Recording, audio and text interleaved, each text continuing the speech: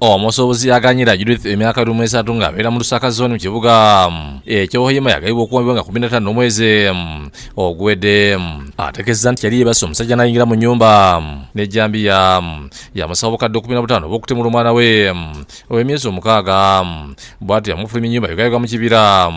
Oyo batandika okupiira abantu bamusimu banoonya obukadde obukyuka namulagi ne bazikendeeze okutuuka ku bukadde 10. Ali ku buliri okuzuukuka n'endaba omusajja ng'akutte ejjambiya n'akambe naye nga yeebisse feesi. Kati n'aŋŋamba bwe nkuba enduulu ajja kutta omwana wange kubanga ku buliri I was sleeping with my baby.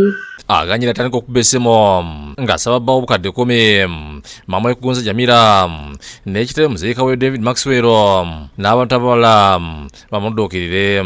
Nga nkubira mami eno batakwata nga nkubira musajja n'emuteeka ku pressure n'aŋŋamba badde n'akava ku mulimu nenye booda ngende mu tawuni. Ategeeza nti Abooluganda bwe bali tebannasindika ssente omutemo yatandika okumusalako enviiri ku mutwe wakati mu maziga. Agambye nti yamwambula engoye nga bamusaba akabuzi kyokka n'amutegeeza nti bali bakamulongoosa omwana era bw'anaakikola agenda kufa. N'aŋŋamba kati gwansalirawo waki oleeta akamanyiiro ne mugamba siba otyo bwe kiri ne mugamba once you rape me nja kufa so it's better you just kill me at once. N'aŋŋamba okay mpozi olina kawere. Aganyira ategeeza nti omuntu bwe yalaba kabanga lya poliisi ng'eyitawo kwekukwata engoye ziyamwambudde n'amusiba amaaso n'emimwa n'akandooya. Bwe yandeka bwereere olwedde zaali ziweze nga ssaawa 10:30 emmotoka za poliisi ne ziyitawo n'aziraba. Bwe yaziraba n'anyongeza eri munda n'ansibira ku muti. Obudde bwali busaasaana ng'omuntu yeewunguddemu kwekuulira bodaboda era n'ayita owa bodaboda era atwala abaana ku ssomero amusumulule n'agaana. N'engamba nsabako ku buyambi wa boda ye najja yanzijjako just kino n'angamba nze mbadde ntwala abaana saagala poliisi ekole ki ensange wano. Awo yawulirira omukyalo omulala era ayitawo n'amusumula ne bagenda ku poliisi e Hoima. Yali aleseeko kano akantu ke basumuuza padlo akawaya kati embwa neewunyiriza akawaya netandika otambula wona we yayise ne tugigoberera naye bwe twagigoberera of course nekomaawo nga mu tawuni then ne bantwala ku poliisi. Mukwano gw'aganyira yamutegeeza ng'essimu yali diziddwako era nga bikozesa okusaba ssente. Yaddukira mu kampuni y'amasimu ne bagisiba nga kitegerekese nti omutemu yajjako ssente akadde kamu n'ekitundu waganyira ze yali yasindika.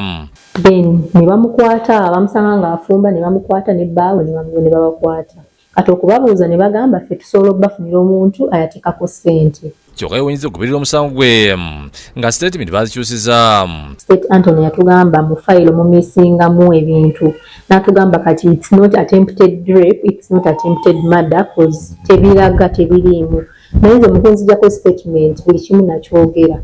Kati ye a State Anthony alaba mbu just gwa robbery omuntu just okumubba kyonka ekitatugendere kurungi kusanga ngu ezimu tubaire tuturakinga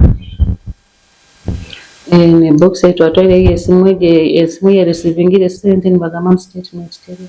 Ssente wa zoni ya Lusaka Middleman Swale ategeeza nti kirungi abenyigira mu kuwambaganyira bakwatiddwa n'asaba gavumenti ebavunaane. Nsabira gavumenti erabe ekyokubakolera n'abeetaba mu kikolwa kino nga bali tukyabalina nabo balabireko. Omwogezi wa poliisi Mutuli Albatali Region alani akiza kubiza aganyira okugenda ku kitebe kya poliisi Hoima y'okubira enduulu bw'aba tayambiddwa. Bongere balabe ku fayiro ekyaliwo oba ba investigate oba walimu ebintu ebitatambula obulungi ng'omujja yagamba ng'ofayiro ku statement gye yakola kiyeri ku fayiro. Mutebi Sulaiman yakusakidde gwe nkulu wa Bukedde TV.